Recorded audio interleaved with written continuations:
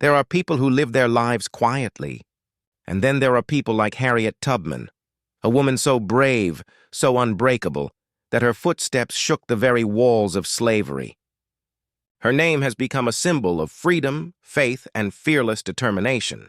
But to truly understand her, we must travel back to a time when being born with dark skin meant being born in chains.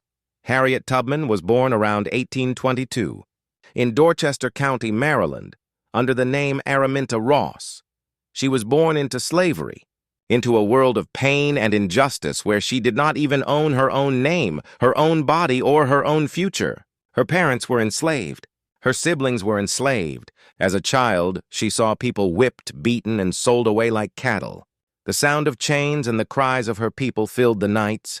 When she was just a little girl, she was hired out to different masters. One of them beat her so severely that blood streamed down her face.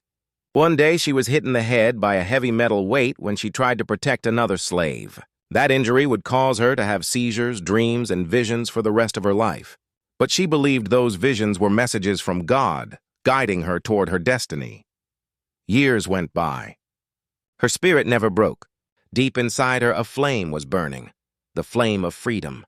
And one night in 1849, Harriet decided she had suffered enough. She looked at the stars, whispered a prayer, and ran. She ran through swamps and woods, barefoot, hungry and terrified. Dogs barked in the distance. Men with guns searched for her. But she followed the North Star, her only guide to freedom. After days of running, she crossed into Pennsylvania, and for the first time in her life, she breathed free air. She said later, "When I found I had crossed that line, I looked at my hands to see if I was the same person. There was such glory over everything, the sun, the trees, the air.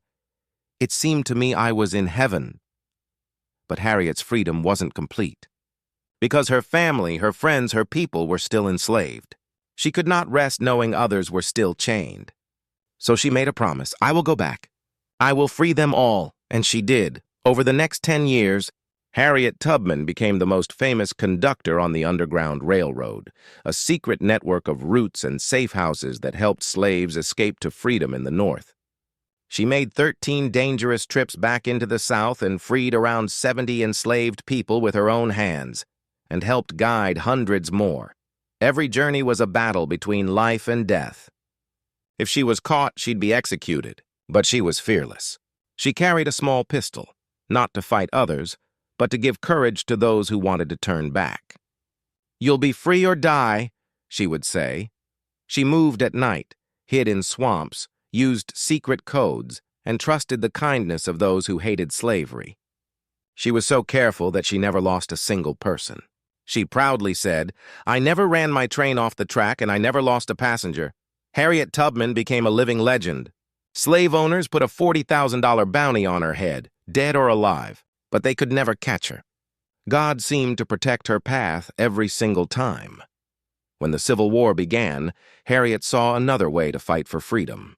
She joined the Union Army not as a soldier at first, but as a nurse, cook, and spy. She helped guide soldiers through enemy land, using the same skills she learned on the Underground Railroad. Then came the Combahee River Raid in 1863, one of the boldest missions in American history. Harriet Tubman led Union forces through swamps in South Carolina to rescue over 700 enslaved people in one night. She became the first woman in U.S. history to lead a military operation, but after the war ended, she did not stop. She fought for women's rights, education, and justice. She opened her home to the poor, the sick, and the old. She never became rich. She gave everything she had to others. She said, "I would fight for liberty so long as my strength lasted."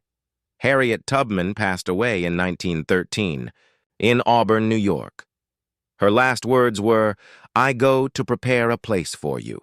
Today, over 100 years later, her story still burns like a torch. She proved that one woman, even born in chains, can rise to break those chains for others. She showed the world that courage is not about strength. It's about heart. She showed that faith can move mountains and that no one is too small to make history. Harriet Tubman's life teaches us something powerful. When life tries to chain you down, break those chains. When fear tries to stop you, keep walking. When darkness surrounds you, look for your North Star. She was the light that walked through darkness, the voice that whispered to generations, "If you hear the dogs, keep going. If you see the torches, keep going. If you want freedom, keep going." So remember her name, Harriet Tubman, the Moses of her people, a woman who carried freedom in her hands, courage in her heart, and faith in her soul. Her story isn't just history, it's a call to every one of us to stand up, speak up, and never stop fighting for what is right.